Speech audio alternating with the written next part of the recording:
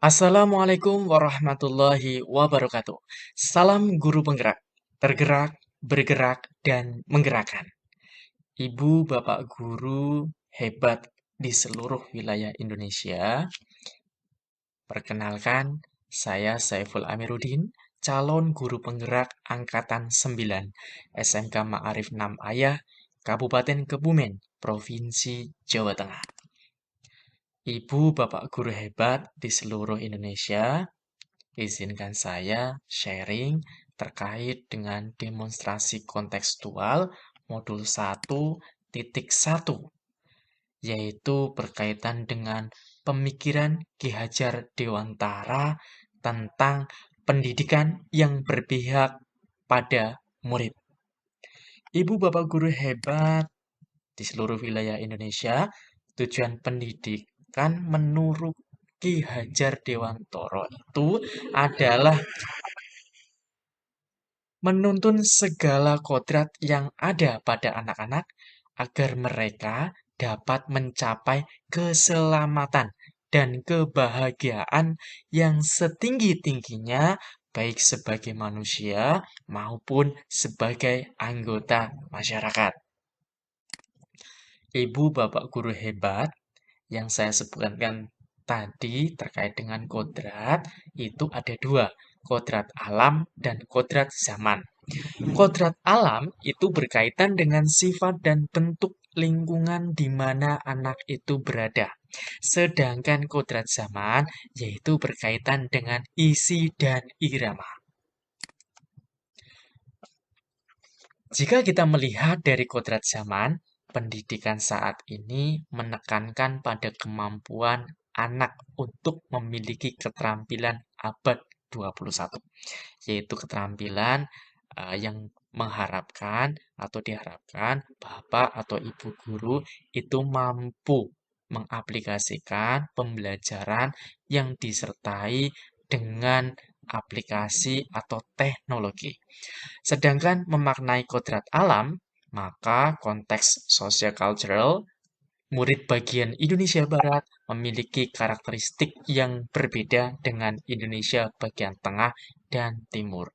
Seperti yang kita ketahui, sosial budaya di seluruh Indonesia itu ada banyak sekali dan memiliki tujuan masing-masing yang pasti itu baik untuk anak didik kita.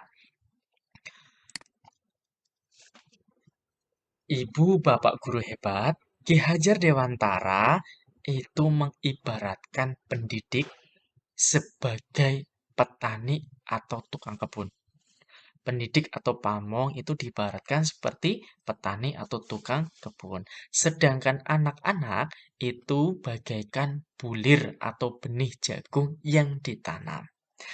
Kenapa demikian? Ternyata Ki Hajar Dewantara itu memisahkan hal ini karena biar kita sebagai guru itu paham terkait dengan filosofi pemikiran beliau. Sebagai pendidik, pendidik sebagai petani itu maksudnya apa? Maksudnya adalah seorang petani atau pendidik itu tidak boleh memaksakan kodrat alam atau kodrat zaman dari anak didik kita. Seperti seorang petani ketika menanam benih jagung, itu dalam perlakuannya pasti juga bagaimana cara menanam jagung yang baik. Tidak mungkin dilakukan dengan cara atau treatment bagaimana menanam suatu padi. Karena meskipun bibit jagung itu bagus, kualitasnya luar biasa, itu tidak mungkin tumbuh menjadi padi. Demikian juga dalam menuntun ibu bapak guru, kita juga diarahkan sesuai dengan kodratnya. Kodrat jagung berarti kita harus merawatnya bagaimana kita merawat jagung yang baik. Maka pasti nanti hasilnya akan lebih maksimal. Itu Bapak Ibu, filosofi menurut Gajah Dewantara antara pendidik atau pamong menjadi tukang petani seperti petani ataupun anak didik itu bagikan benih jagung yang kita tanam. Ki Hajar Dewantara juga memisahkan dua kata ini, pengajaran atau on the which dengan pendidikan atau offloading. Pengajaran adalah proses memberi ilmu atau pengetahuan untuk kecakapan hidup anak secara lahir dan batin.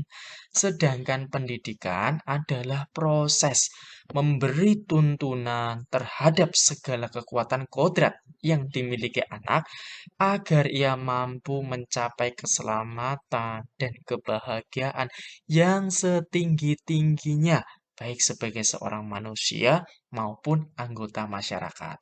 Pengajaran itu bagian dari pendidikan, Bapak Ibu guru, tapi untuk pendidikan itu memiliki cakupan yang lebih luas daripada memberikan suatu ilmu atau pengetahuan.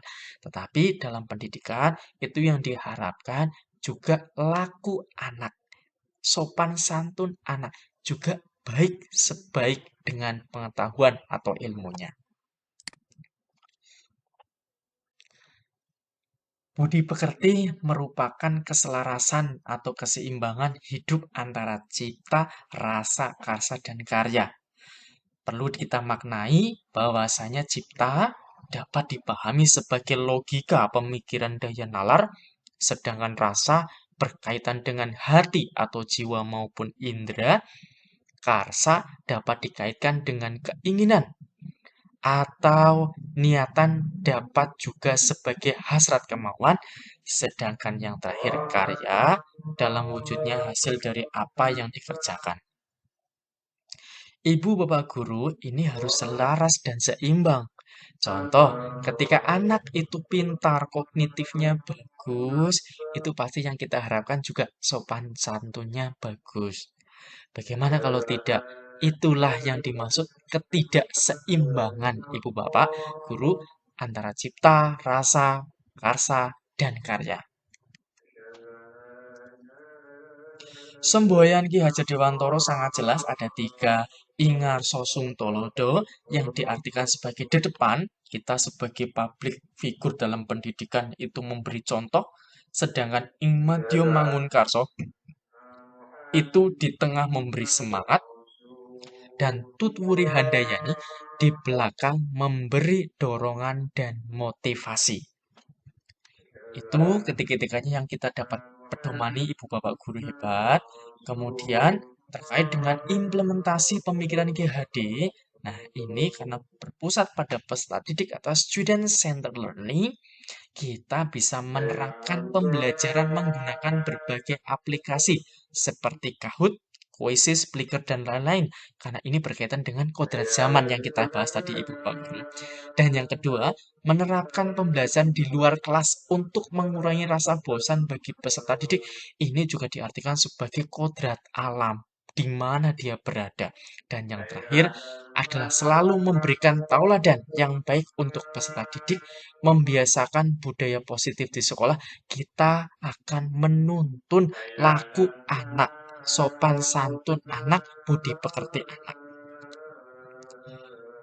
Ibu Bapak Guru, demikian filosofi atau pemikiran tentang terkait Ki Hajar Dewantara. Semoga kita dapat pahami dengan baik dan kita bisa mengimplementasikan sebagai agen perubahan pendidikan. Terima kasih, sekian dari saya. Assalamualaikum warahmatullahi wabarakatuh. Salam guru penggerak, tergerak, bergerak, dan menggerakkan.